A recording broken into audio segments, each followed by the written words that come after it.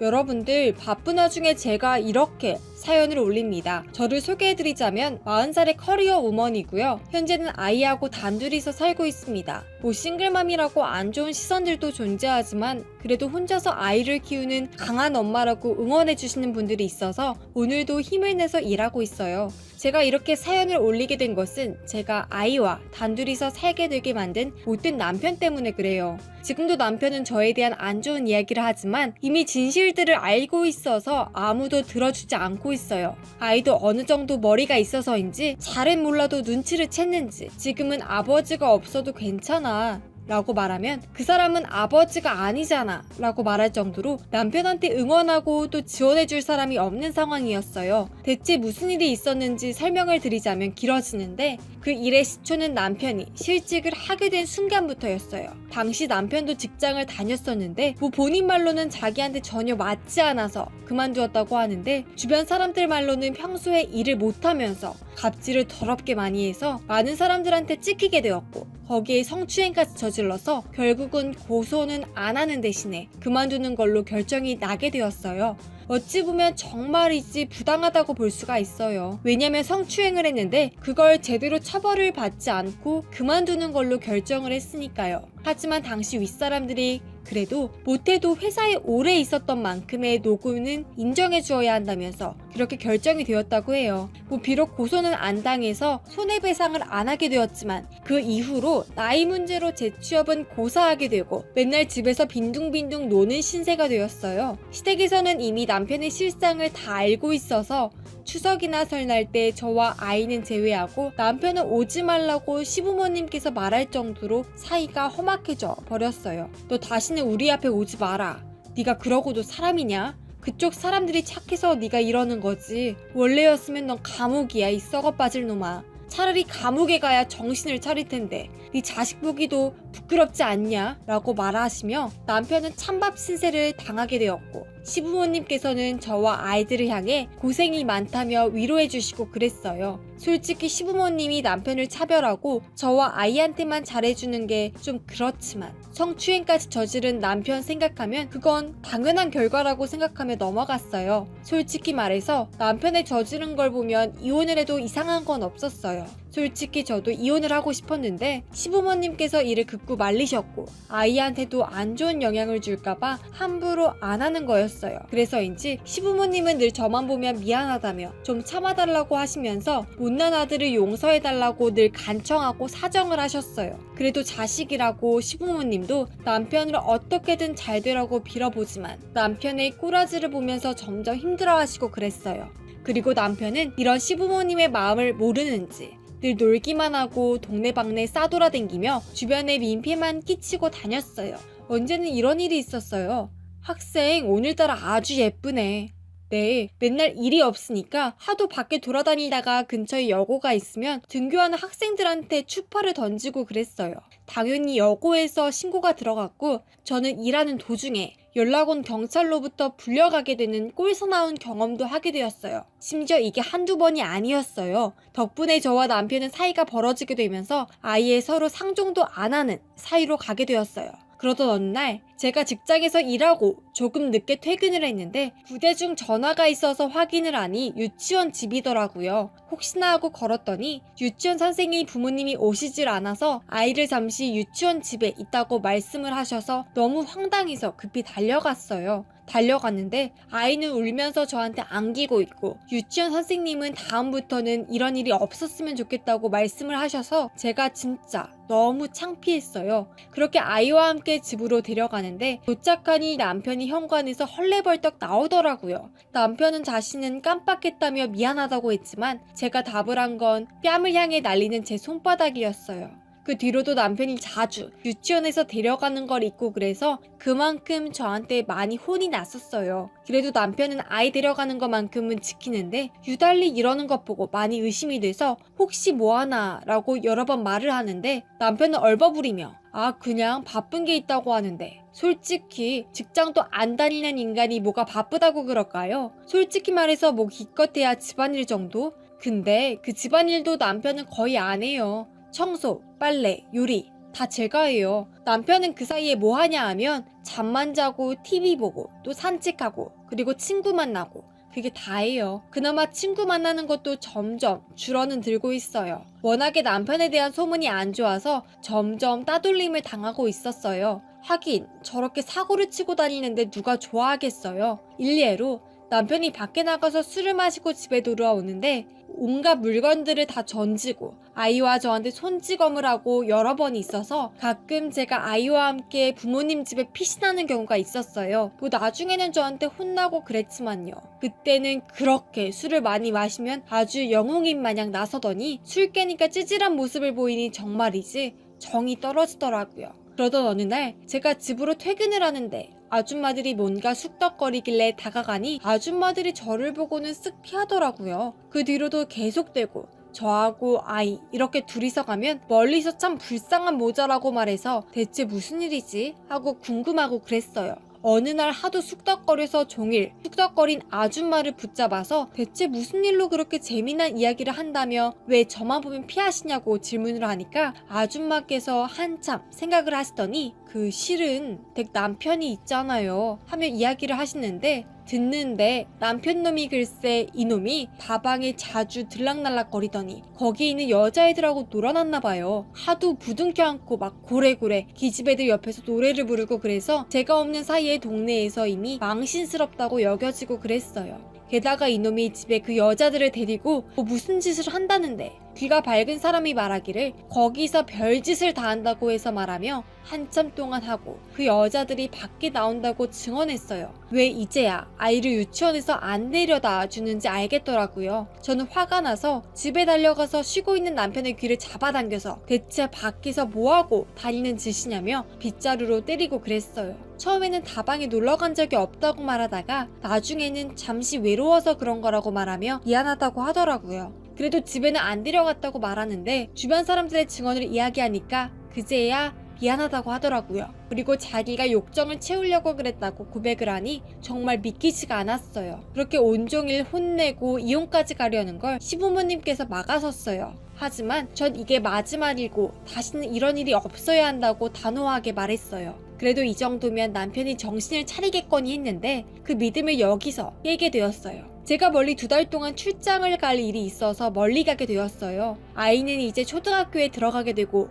남편한테 아이를 잘 키우라고 말하고 떠났어요. 그리고 매달 돈을 보내며 일을 하고 있었어요. 그렇게 거의 2달이 되었을 때 전화가 오더라고요. 그래서 뭔가 했더니 고시텔 주인이라고 해요. 난데없이 왜 고시텔에서 전화가 오지? 라고 생각을 했는데 글쎄 아이가 고시텔에서 지냈는데 2달치나 밀려서 쫓겨날 것 같다고 하더라고요. 아니 세상에 초등학생이 고시텔이라니. 대체 이 남편놈이 뭐하고 있길래 바로 퇴근하고 집에 달려가는데 아이고 세상에 아주 남편놈이 어린 기집애 몇 명이랑 같이 잠을 자고 있었어요. 일어나니 알몸이더라고요. 저는 대체 이게 무슨 짓이냐 하며 머리 끄덩이를 잡고 난리를 쳤고 여자아이 몇 명은 옷만 들고 밖으로 도망쳤어요. 남편은 그게 어찌 된 거냐며 설명을 하지만 저에게는 오직 병명으로 들릴 뿐이었어요. 저는 바로 남편을 쫓아냈고 즉시 이혼 소송은 물론 아동 학대 소송을 벌여 남편 인생을 아작내기로 결심을 했어요. 처음에는 시부모님께서 왜 이러냐며 말을 하셨지만 자기 손주가 2달 동안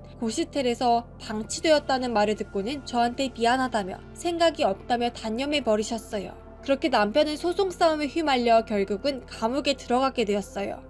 그 뒤로는 시부모님께서 저한테 남편한테 면회 간 걸 이야기를 하는데 반성의 기미가 안 보인다며 못난 아들하고 결혼하게 해서 미안하다고 말을 하셨어요. 솔직히 시부모님은 무슨 죄겠어요. 그 못된 남편놈이 저지른 건데 정말이지 상종하고 싶지 않네요. 최근에는 가석방으로 감옥에서 나왔다는데 뭐 안 그래도 좋지 않은 사람인데 덕분에 시부모님한테 투명인간 취급을 받고 살고 있고 항상 저에 대해 남편을 무시하는 아내라고 온 동네에 떠들고 있지만 누가 들어주겠어요. 그것이 남편이 자초한 건데 솔직히 전혀 불쌍하다는 생각이 안 들어요. 암튼 저는 이렇게 아이를 키우며 잘 살고 있고 이렇게 사연을 보내네요. 그럼 다들 몸조심들 하시고 여기서 마무리를 하고 그럼 이만 안녕히 계세요.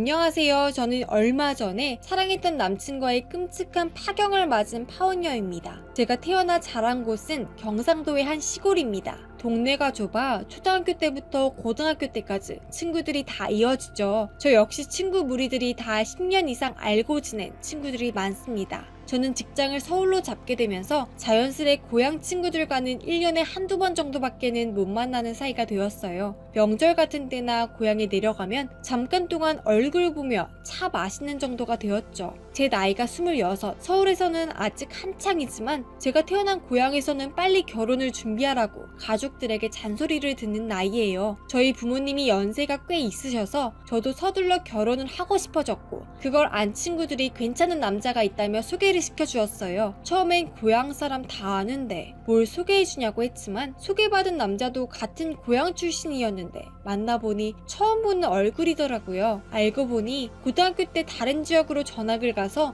저와는 직접적으로 모르는 사이였던 거예요. 저희 고향 친구들과는 많이 달랐어요. 그래도 조금 윗지역으로 가서 고등학교 또 대학교를 다녀서인지 친구들과는 다른 세련된 구석이 있었고 저는 그 점이 마음에 들었었죠. 그래서 저는 남친과의 교제를 시작했고 저희 부모님은 이 사실을 아시고 빨리 소개를 시켜달라고 성하셨어요. 저희 부모님이 제 생일이어서 서울에 올라오시게 된 적이 있었는데 그때 남자친구가 저희 부모님을 모시고 식사를 제안했어요. 저는 약간 성급한 거 아닌가도 싶었지만 어차피 결혼할 건데 빨리 보여드리는 것도 낫겠다 싶어서 그러자고 했네요. 남자친구는 근사한 한정식집을 예약해 저희 부모님께 식사를 대접했어요. 저희 부모님도 서울에 와서 그런 근사한 식당에 처음 가보셔서 그런지 남친도 점수를 왕창 땄고요. 엄마가 우리 고향 사람답지 않게 사람이 많이 세련되고 서울 사람 같다며 너무나 좋아하셨어요. 아버지도 남친을 보고 사람이 참 듬직하고 괜찮다며 결혼을 서두르라고 하셨고요. 저는 남친에게 이 사실을 알렸어요. 남친도 점수를 잘 땄다니 너무 좋아하던 거 있죠. 그렇게 저희는 1년간의 연애 끝에 결혼 날짜를 잡았죠. 남친 부모님께도 인사를 드리러 갔는데 두 분 다 인상이 너무 좋으시고 저에게 잘해주셔서 참 좋았네요.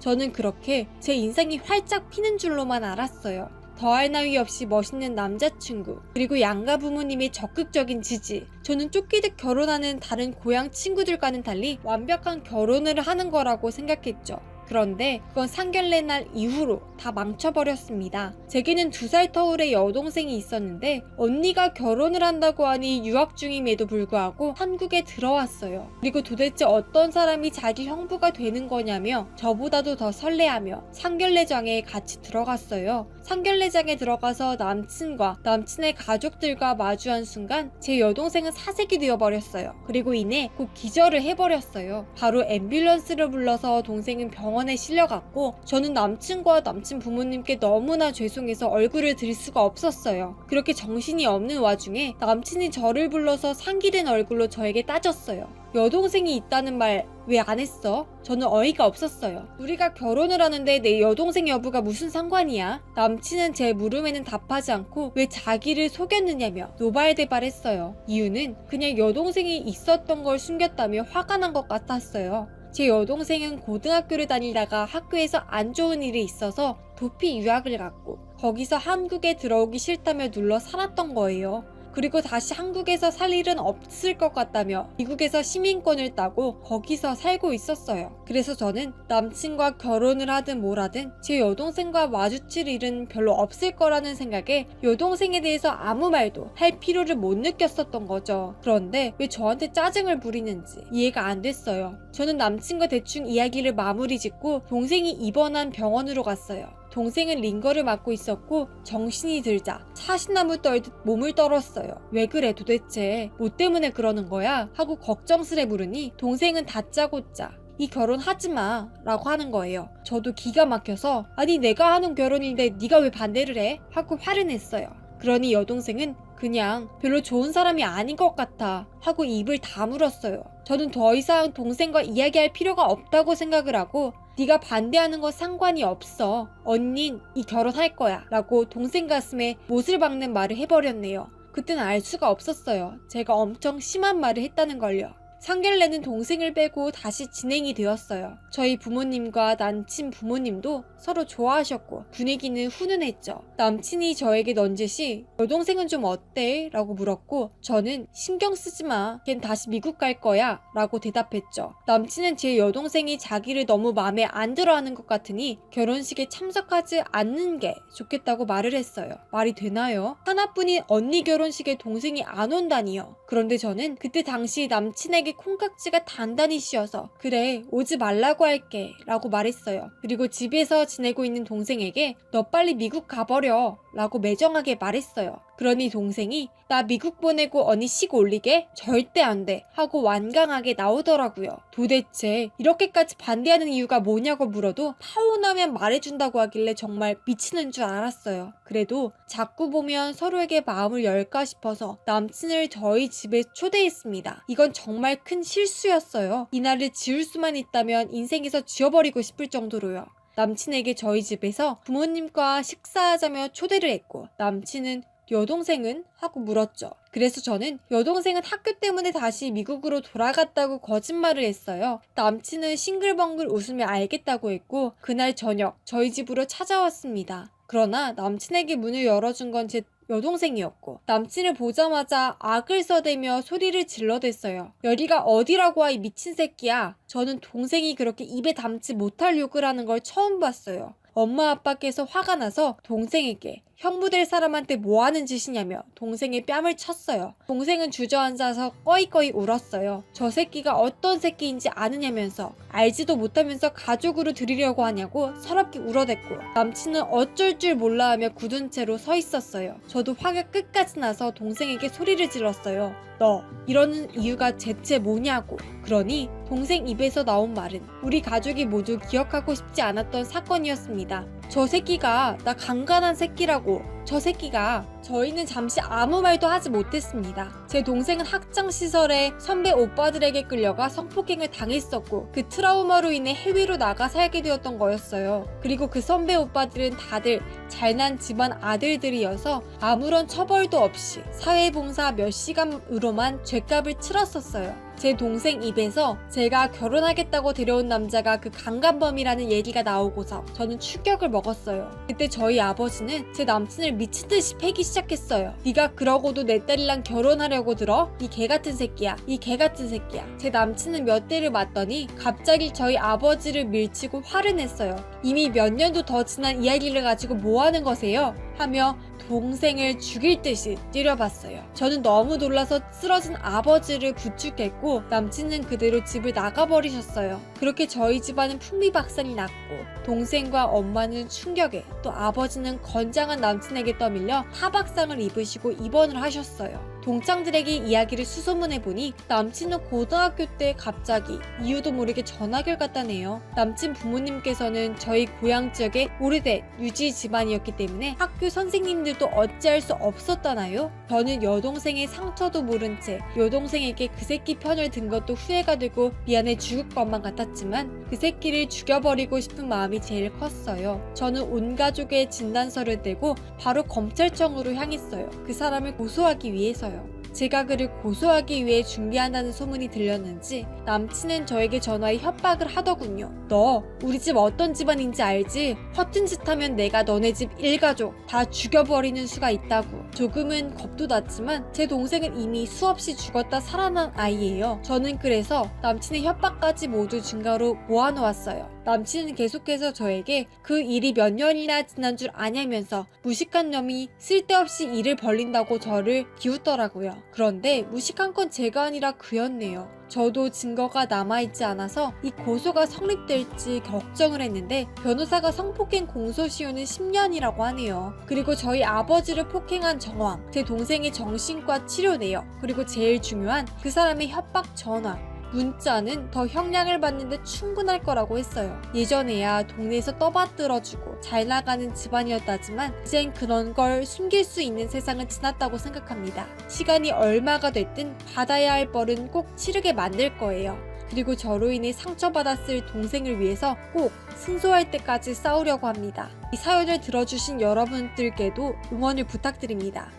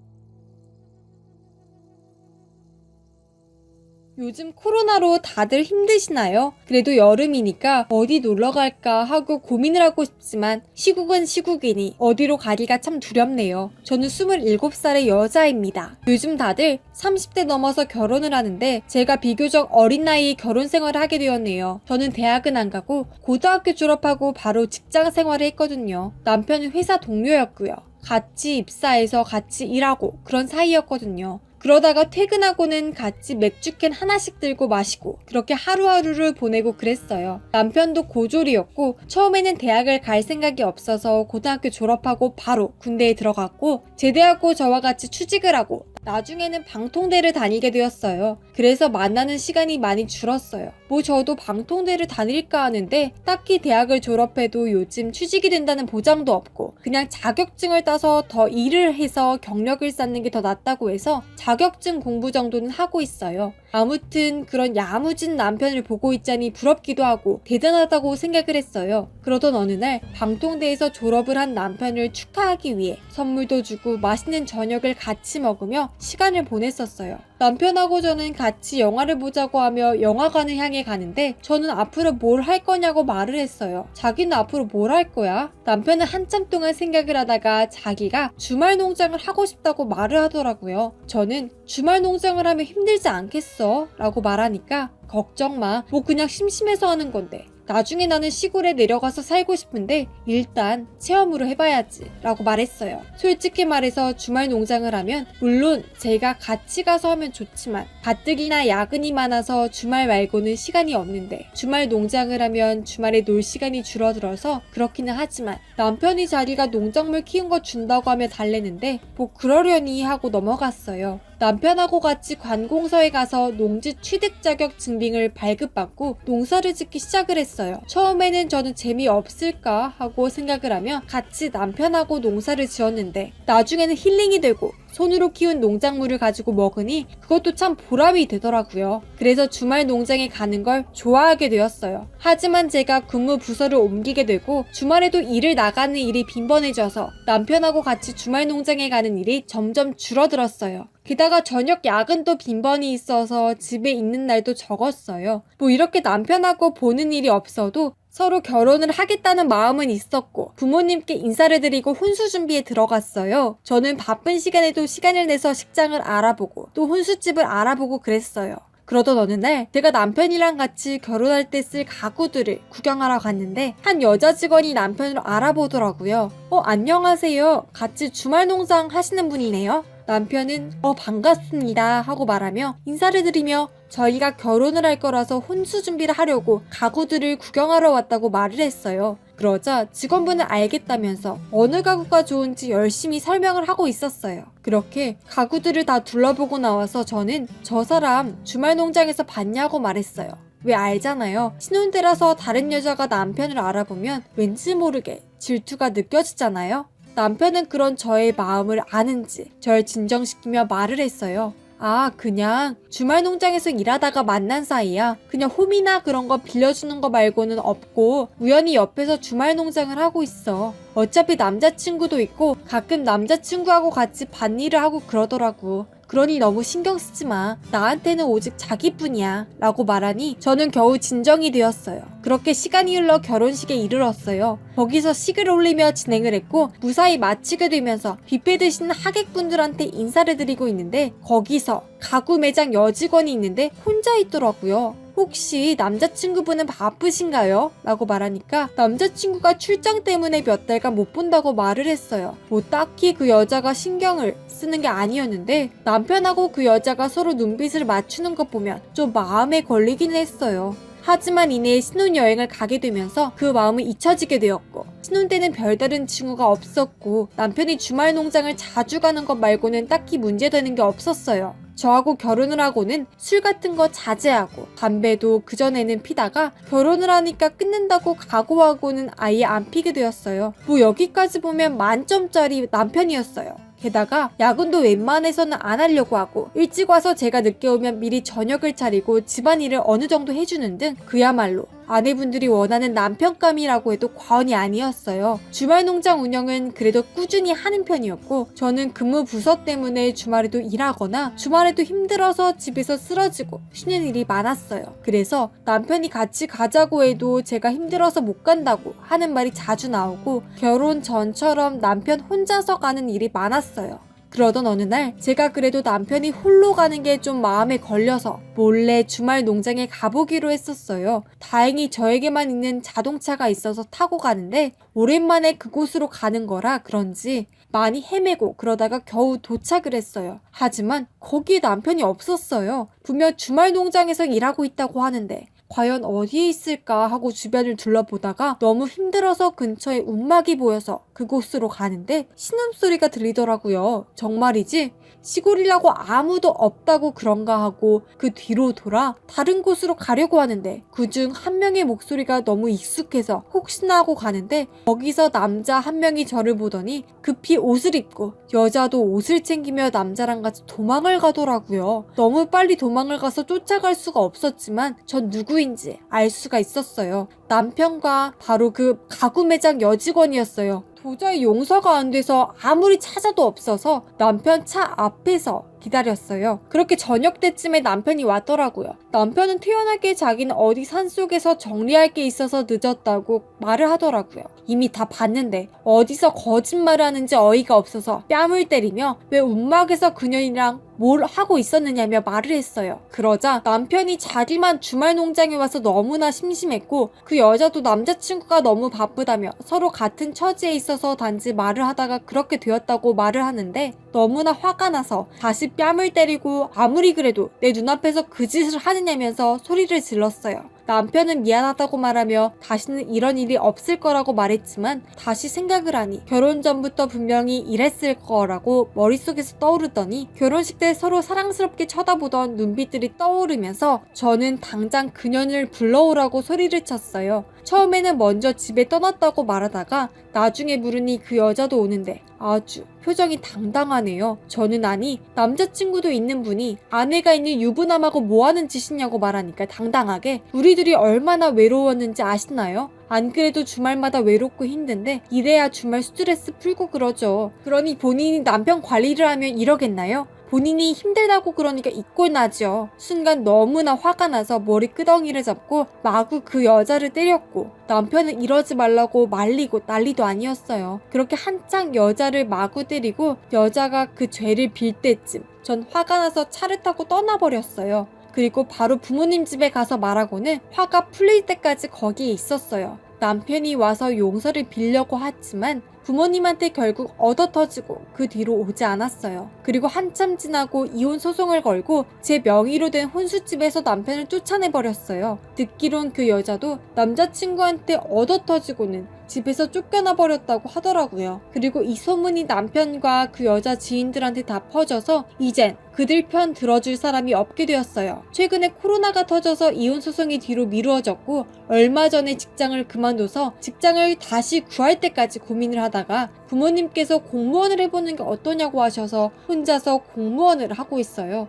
그러다가 놀러 가고 싶어서 여행지를 찾다가 코로나와 공무원 때문에 마음을 접고 무료함을 달래고 싶어서 여기저기 알아보다가 여기를 알게 되면서 사연을 올리게 되었어요. 보니까 다들 여러 사연들이 있어서 제 사연이 재미가 있을런지 잘 모르겠네요. 아무튼 그 주말 농장 일 때문에 그 뒤로 농장 이야기만 나와도 히스테리가 느껴질 정도로 싫어지게 되었어요. 정말이지 주말 농장에 가도 바람을 필 사람은 피더라고요. 하긴 바람을 피우는데 장소가 중요하던가요? 그러니 결혼을 하거나 연애를 할 때 마음이 못 놓이지요. 어쨌든 그 일로 지금은 결혼은 꿈도 꾸지도 않는답니다. 나중에 사랑하는 사람이 오면 모를까 지금은 그냥 혼자서 보내는 게 낫다고 봐요. 어차피 20대에는 즐기는 게 낫잖아요. 어쨌든 저희 사연을 많이 들어주셔서 감사하고요. 저는 여기까지 마무리하고 마칠게요. 그럼 다들 건강 조심히 하시고 안녕히 계세요.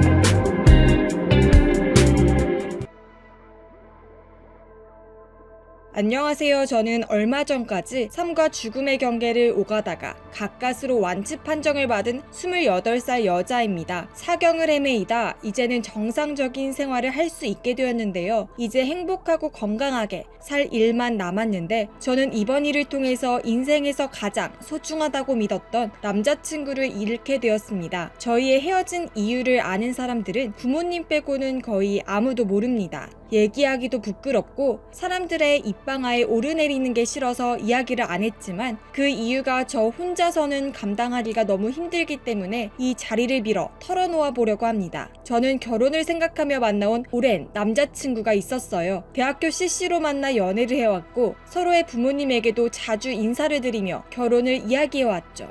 저는 남자친구의 군대도 기다려주었고 저는 먼저 취업해서 남자친구가 대학을 졸업하고 취업을 해서 자리를 잡는 동안까지도 남친을 뒷바라지하며 응원했어요. 그래서 주변에선 우리 커플을 부러워하는 사람이 참 많았고 부모님들께서도 저와 제 남자친구를 많이 예뻐해 주셨죠. 그리고 결혼할 만큼 나이도 차서 서로의 집안에선 결혼 이야기가 슬슬 나오던 참이었어요. 하루하루가 행복했어요. 내가 20대를 바쳐 예쁘게 사랑해온 이 남자와 집안의 반대도 없이 무난하게 결혼을 준비하는 나날들이 참 기뻤어요. 사실은 저희 집은 경제적으로 부유해요. 저희 아버지는 사업을 크게 하고 계셨고 어머니는 의사셨거든요. 그치만 그에 비해 남자친구 아버님은 평범한 회사원에 어머니는 전업주부셨어요. 그래서인지 남자친구는 학교를 다니면서 언제나 알바를 전전했었죠. 집안 차이가 나는데도 오래 사귀다 보니 처음엔 남친을 못마땅해 하셨던 저희 부모님도 허락을 해주신 거였죠.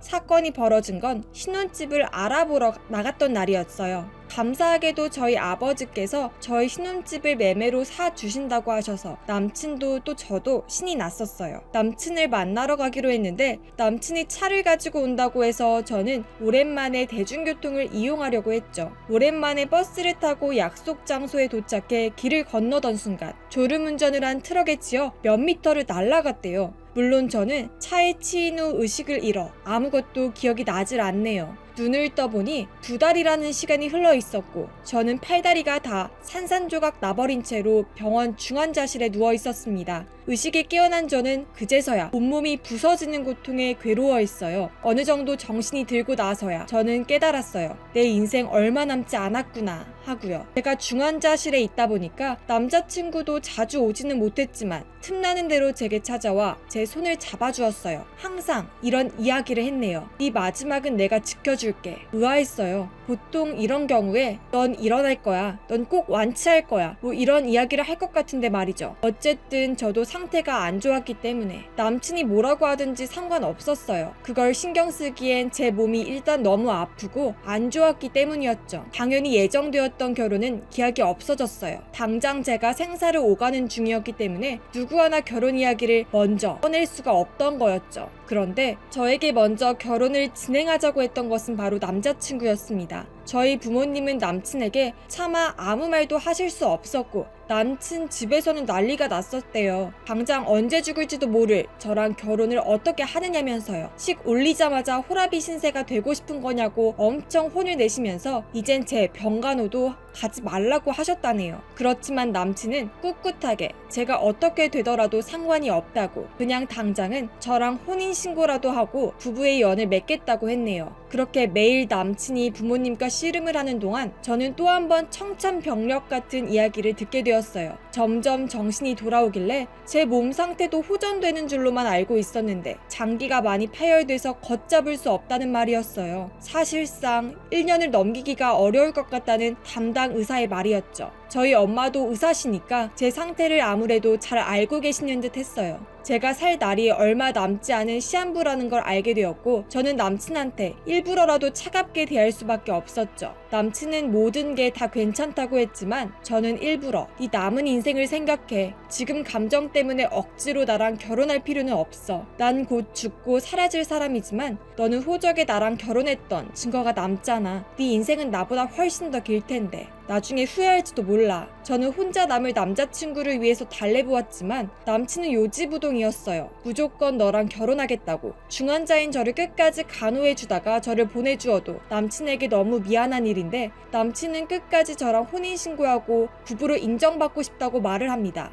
결국 저와 부모님들은 남친의 강한 태도에 두 손 두 발을 다 들었고 결혼을 진행하기로 했어요. 저는 죽음이 코앞에 온 저를 사랑한다고 말하며 제가 입을 웨딩드레스를 골라주는 남자친구가 너무나도 고마웠어요. 사고가 나기 전에 계약하기로 했던 신혼집 아파트를 구입했고 보통 예비 부부들이 하듯이 혼수와 가전을 사드리고 결혼 준비에 들어갔습니다. 아무래도 저와 결혼하고 난 후에 제가 죽어버리면 남친이 겪게 될 상황들이 너무나 많기 때문에 결혼 비용은 일체 다 저희 집에서 부담하게 되었어요. 남친 쪽에서도 그렇게 해주길 원하셨고요. 결혼을 한다는 설레임에 제 상태는 꽤나 호전이 되어서 저는 일반 병실로 옮길 수 있게 되었어요. 혹시나 했지만 여전히 의사는 제가 아직 살 수 있을지에 대해서는 가망이 없다고 했지만요. 어차피 죽을 인생, 조금 더 빨리 죽는다지만 그래도 저에겐 영원을 약속한 남자친구도 있었기에 저는 그저 행복했어요. 몸도 움직일 수 있게 되었기 때문에 결혼식도 올리기로 했어요. 하지만 언제 쓰러질지 모르는 상황이었기 때문에 병원에서 가까운 식장을 잡아야 했고 주위의 청첩장도 극소량만 돌렸죠. 결혼 날짜가 다가올수록 남친은 병원에 오는 일이 뜸해지기 시작했어요. 저는 너 요즘 뭐 때문에 그렇게 바쁘냐고 물었고 남친 입에서 나온 말은 놀라웠습니다. 우리 결혼식 청첩장 돌려야 하지 않느냐? 요즘 연락 안 했던 대학 선후배들까지 만나서 돌리느라 바쁘다는 거예요. 기가 찼던 저는 우리가 정상적인 결혼식도 아니고 내가 어떻게 될지도 모르는데 청첩장을 왜 그렇게 많이 돌리는 건데 나는 친척들이랑 진짜 친구들한테만 돌렸어 하고 말했죠. 그렇지만 남자친구는 제 말은 들은 채도 안 하고 매일매일 청첩장을 돌려댔어요. 걱정이 들었죠. 정말 식장 들어가기도 전에 제가 다시 중환자실로 들어갈 수도 있는데 그렇게 되면 청첩장을 받은 하객들에게 민폐라는 생각이 들어서 이걸 어찌해야 하나 고민하고 있었죠. 그러던 차에 대학교 후배 한 명에게 갑자기 연락이 온 겁니다. 언니, 몸이 많이 안 좋다고 들었는데 결혼 예정대로 한다며 괜찮겠어? 그러면서 얼마 전에 제 남자친구에게 연락을 받아서 나간 술자리에서 있었던 이야기를 들려주었습니다. 언니, 정말 이 결혼 다시 생각해봐. 오빠가 아니라 언니를 위해서 하는 말이야. 이게 무슨 소리냐고 물었더니 남친은 그날 오랜만에 술에 잔뜩 취해서 몇몇 후배가 있는 자리에서 저에 대한 진심을 이야기하고 말았답니다. 말인즉슨 다들 남친을 걱정하며 이 결혼 꼭 해야 되겠느냐며 대학 후배들이 걱정을 해주자 남친은 웃으면서 걱정하지 마. 이 결혼 다 나를 위해서 하는 거야. 사실 이 결혼 남는 장사야 라고 했다는 겁니다. 결혼하면 여자친구한테 좋지. 어차피 죽는다면 결혼은 해보고 죽는 게 더 낫지 않겠냐면서 여친은 결혼하고 죽고 나는 여친을 위해 헌신한 남자친구 이미지도 없고 무엇보다 장인께서 신혼집으로 서울의 아파트도 사주셨는데 이게 공동명의거든. 그런데 여자친구 1년 안에 죽으면 자동으로 그 아파트 내 거 되는 거잖아. 일종의 위자료 같은 거지. 나도 남는 장사야 라고 했다는 거예요. 저는 그 말을 듣는 순간 하늘이 노래지고 숨이 가빠오기 시작했습니다. 나와의 결혼을 사랑이 아니라 오직 자기 이득을 위해서 하려고 한 거였다니요. 내 앞에선 그렇게 눈물을 뚝뚝 흘리며 날 지켜주겠다고 가식을 떨더니만 결국 저랑 결혼하는 이유가 아파트 한 채 공짜로 받으려고 꾸민 연극이었다는 걸 알고 나서 저는 건강이 급속도로 안 좋아지게 되었습니다. 그렇지만 후배의 말은 여기서 끝이 아니었네요. 언니, 오빠가 정말 그런 사람인 줄 몰랐는데 돈 때문에 정신이 돌아버린 것 같아. 아파트까진 그래. 사람이니 욕심이 날 법도 한데 언니랑 혼인신고만 하는 게 아니라 결혼식까지 무리해서 올리려는 이유가 뭔지 알아? 결혼식에 들어올 축의금, 그리고 언니가 죽으면 들어올 부의금, 그리고 남편이니까 받게 되는 보험금까지. 저는 후배의 말을 다 듣지도 못한 채 전화를 끊고 엉엉 흐느껴 울었습니다. 나와 결혼하겠다고 바득바득 우긴 이유가 아파트와 그깟 돈이었다니. 혼인신고만 해도 괜찮다고 했는데 그래도 일생에 한 번인 결혼식인데 약소하게라도 식을 올리자고 하면서 뒤에선 축의금 받을 생각으로 미친듯이 청첩장을 돌리고 있었다니요. 어쩐지 청첩장을 2,000장이나 뽑겠다고 하더라고요. 저는 배신감에 병실에서 남친의 면회도 거절하고 혼자 멍하니 앉아있었네요. 제일 믿었던 만큼 분노가 치밀었어요. 이내 마음을 가다듬고 어떻게 해야 그에게 복수를 할 수 있을지를 생각해 보았습니다. 예정대로 결혼식은 취소하지 않고 진행했어요. 다만 신부 쪽 가족들과 하객들은 한 명도 나타나지 않은 엽기스런 결혼식이 되었죠. 결혼식 전에 저는 가족들과 친구들에게 모든 사실을 알렸고 결혼식은 진행하되 저는 나타나지 않겠다. 이게 내가 할 수 있는 최선의 복수라고 이야기를 했죠. 아무리 기다려도 신부가 나타나지 않자 당황한 남친은 전화기에 불이 나도록 전화를 해댔어요. 그리고 문자로 "너 미친 거 아니야? 어떻게 이렇게 내 뒤통수를 쳐?" 라며 쌍욕을 보내왔어요. 걱정이 아니라 쌍욕을 먹은 저는 "너야말로 내 뒤통수 칠 생각에 신났었니? 라고 반문했고, 남친은 그제서야 자신이 꾸민 일이 들통났다는 것을 알게 되었죠. 저는 제발 용서해달라는 남친에게 "어차피 죽을 시한부 인생인데 용서를 왜 구하니? 내 아파트랑 보험금이 그렇게 탐났니? 미안하지만 너 내 건 아무것도 가져갈 수 없어. 우린 부부도 뭣도 아니니까." 하고 소리를 질렀어요. 그렇게 1년 정도가 지났고 남친은 온갖 군데에 청첩장을 다 돌린 터라 저와의 이야기가 소문이 쫙 나버려서 어떤 모임에도 나오지 못하고 있다고 들었네요. 그리고 지금의 저는 더 이상 시한부가 아니에요. 남친과 헤어진 후 악에 바친 저는 죽기 싫어서 치료도 참 열심히 받았고, 결국 놀랍게도 저는 시한부 인생에서 벗어나 재활치료 중이에요. 저는 이제 남친과의 악연을 털어버리고 새로운 인생을 시작했습니다. 남친은 회사에서도 도망치듯 그만두고 쥐죽은 듯이 살고 있다네요. 저는 재활치료가 끝나면 다시 회사에 복직을 할 거고 결혼도 꿈꾸려고 합니다. 사실 재활을 도와준 의사와 좋은 만남을 시작하게 되었거든요. 이 의사는 저희 엄마의 대학 후배로 능력도 있고 성품도 훌륭한 남자예요. 지독한 전 남친을 떠나보내고 난 후에 저의 아픔을 다 끌어안아준 사람입니다. 죽을 만큼 힘들었는데 이렇게 좋은 사람을 만나게 되다니. 죽을 뻔했는데도 다시 새 삶을 찾게 되기도 했고, 여러모로 인생이란 놀라운 거더라고요. 앞으로 새로운 사람과 새로운 날들을 꿈꾸며 행복한 인생을 시작하려고 합니다.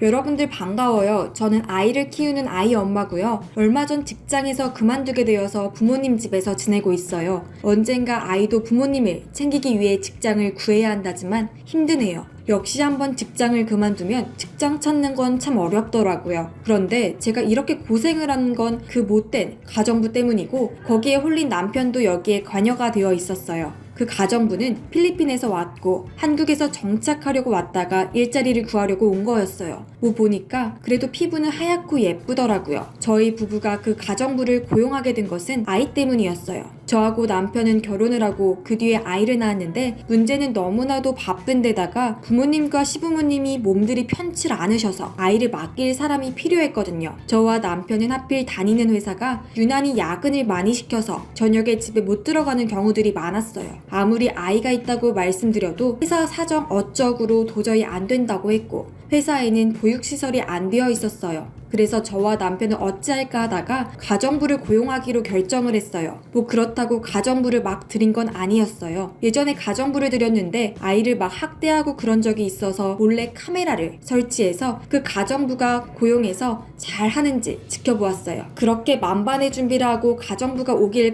기다렸는데, 그 가정부가 바로 그 필리핀 가정부였어요. 뭐 요즘 이민자들이 오면서 가정부에 그런 사람들이 많이 들어온다고 하는데, 뭐 외국인이라도 일을 잘하고 아이를 잘 돌봐주었으면 좋겠다는 생각이 들어서 확인을 해봤는데 일을 참 잘하더라고요. 게다가 아이도 잘 돌봐줘서 아이가 그 사람을 볼 때마다 싱글벙글 웃으며 맞이하고 그랬어요. 뭐 어차피 아이가 커서 초등학교 들어가기 전까지라도 맡기면 되겠다 싶어서 그 필리핀 가정부를 고용하기로 결정을 했어요. 그렇게 그 가정부는 저희가 일하는 시간에 와서 아이를 돌봐주었고 집안일을 해주고 그랬어요. 주말에는 저희 부부는 그 가정부에게 고맙다며 밥을 사주며 오순도순 이야기를 했고요. 그 여자는 필리핀에서 4번째로 태어났다고 하고, 자기들은 워낙 가난해서 몇 명은 관광객들한테 호객행위로 돈을 벌고 나머지는 어디 외국 가서 막노동을 하러 떠났다고 해요. 자기도 돈을 벌려고 한국으로 떠났고 거기서 한국어를 익히며 일했다고 하네요. 주로 가정부로 일하며 살았다고 하더라고요. 저희는 거기에 가여워서 어떻게든 돈 벌어서 필리핀에서 잘 살라고 말하며 위로해 주었고, 그 뒤로 원래 주는 것보다도 더 많이 돈을 주었어요. 가정부는 그렇게 안 해줘도 된다고 말하며 그저 열심히 일할 수 있는 것만으로도 감사하다고 말했어요. 그렇게 가정부를 들이며 어느 정도 삶이 나아질 무렵이었어요. 어느 날 집에 들어가는데 아이가 울고 있더라고요. 그리고 거기에 웬 아줌마가 가정부의 머리를 잡아당기고 있었어요. 이게 여기서 뭐해? 너 우리 집 어쩔 거야? 저는 이게 무슨 짓이냐며 당장 경찰에 신고할 테니 당장 꺼지라고 말하자 아줌마는 씩씩거리며 저보고 언젠간 당할 수 있으니 쫓아내라고 말하며 떠났어요. 전 가정부한테 달려가서 괜찮냐고 말했고 가정부는 괜찮다며 단지 좀 안 좋은 일이 있어서 그런 거라고 말하며 집안을 정리했어요. 근데 그 뒤로 아줌마 말고도 다른 여자들이 오더라고요. 그리고는 가정부한테 어찌할 거냐고 말하며 집안에 난리가 났었어요. 그렇게 난리통이 자주 일어나니 대체 무슨 일이냐며 그거 제대로 이야기 안 하면 다른 가정부를 구하겠다라는 말에 가정부는 알겠다며 말했는데 그 아줌마들은 자기가 일했던 가정에 있던 부인들이라고 말을 했어요. 그냥 제가 실수를 해서 그런 거예요. 그렇게 제가 여기저기 돌아다니다가 여기에 온 거니 제발 쫓아내지만 말아주세요. 그 가정부가 사정을 하고 아이도 그 가정부가 아니면 못 산다고 난리가 나서 계속 고용을 했어요. 하지만 그건 저의 잘못이었어요. 왜인지 남편이 일찍 집에 들어가더라고요. 분명 가정부가 있는데도 아이가 걱정된다고 말하면서 집에 일찍 들어오려고 노력을 하는데 전 별다른 걱정이 없었어요. 그래도 가족이 일찍 와서 살피는 것이 좋다고 생각해서 별다른 의심을 안 했어요. 하지만 왜인지 아이가 점점 이상한 말을 하더라고요. 이때 아이가 막 말을 하던 때라서 그랬을지는 몰랐는데 거기서 아빠가 가정부 누나와 같이 방 그리고 이상한 소리 대체 왜 이런 말을 하는지 남편한테 말하는데 내가 가정부하고 같이 집안 정리하고 그러느라 아이가 착각을 했나 보지. 별거 아니야. 하지만 아이가 말을 점점 또렷하게 말을 하는데 저한테 아빠가 가정부 누나와 함께 방에 들어가서 이상한 소리를 내. 이상한 소리라. 설마 하고 했지만 남편도 가정부도 그럴 리가 없다고 생각을 했어요. 어느 날 저와 남편이 오랜만에 놀이동산에 놀러갔고 가정부는 집에서 쉬라고 말했어요.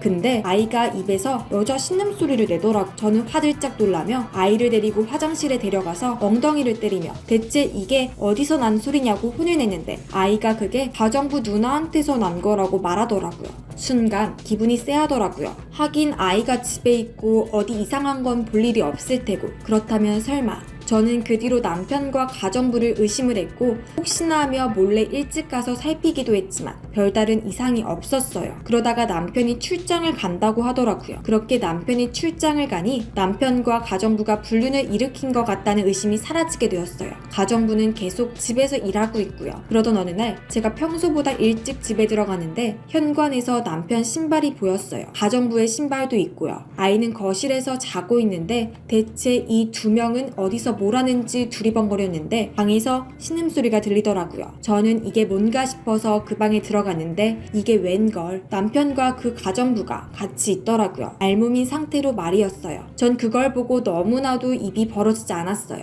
그러다가 제가 들고 있는 핸드백을 들고 이 두 놈을 마구 때렸어요. 그러자 남편이 그냥 가정부가 외로워서 그런 거라고 말했고 가정부는 남편이 하도 원한다고 해서 그런 거라고 말하며 울고 불고 사정을 빌었지만 뒤어 깨어난 아이 때문에 이 둘을 강제로 쫓아내었어요. 그리고 이걸 부모님과 또 시부모님한테 말하고 모든 게 뒤집혀지고 말았어요. 그렇게 남편은 시부모님한테 불려가 혼나고 부모님께도 혼났어요. 가정부는 여기저기서 머리끄덩이를 잡혔어요. 그리고 가정부가 고백을 하게 되었어요. 사실은 자기가 한국에 살면서 너무 힘들어서 돈이 필요했고 여기저기 집에 가서 남편들을 유혹하고 또 돈을 받아내며 살아왔다고 하더라고요. 왜 이제야 그 아줌마들이 가정부를 혼을 내는지 알겠더라고요. 그 뒤로 수소문을 해서 그 가정부한테 당한 아주머니들을 알아내서 그 가정부를 고소하기로 마음을 먹었어요. 보니까 남편은 이미 그 가정부한테 돈을 주고 그랬더라고요. 그렇게 수사를 진행하는데 알고 보니 불법 체류자였더라고요. 그래서 추방을 하기로 결정하게 되었다고 해요. 그 뒤로 남편하고 이혼을 하게 되었고 한동안 그 피해 아주머니들과 함께 모임을 가지면서 근황들을 이야기를 하고 있었어요. 그러다가 최근에 그 가정부가 다시 나타났다고 하더라고요. 보니까 불법으로 들어온 것 같고 미군 기지 근처에서 살고 있다고 하더라고요. 저희가 가만히 있겠나요? 바로 가서 홈구멍을 내고 있었고 거기서 사는 한 미군이 자신의 가정부에게 무슨 짓이냐고 한국말로 말하니 제가 그동안 있었던 일들을 다 말하니 그 미군이 알았다며 바로 거기서 그 가정부를 해고시켰고 그 뒤로 조용히 사라졌어요. 정말이지 그때를 생각하면 참 화가 나네요. 그 일 때문에 스트레스로 직장에서 나오고 밥도 못 먹고 그랬어요. 한동안 우울증에 시달리다가 겨우 나와서 취직을 다시 하려고 노력하고 있었는데 그 가정부를 생각하면 가정을 깨뜨린 그 여자 여자를 용서를 할 수가 없더라고요. 그래서 지금도 그 여자만 기억하면 화가 납니다. 이 속을 풀어내고 싶어서 여기에 사연을 올립니다. 앞으로 가정부는 함부로 고용하면 안 된다는 말과 함께 이만 여기서 마칠게요.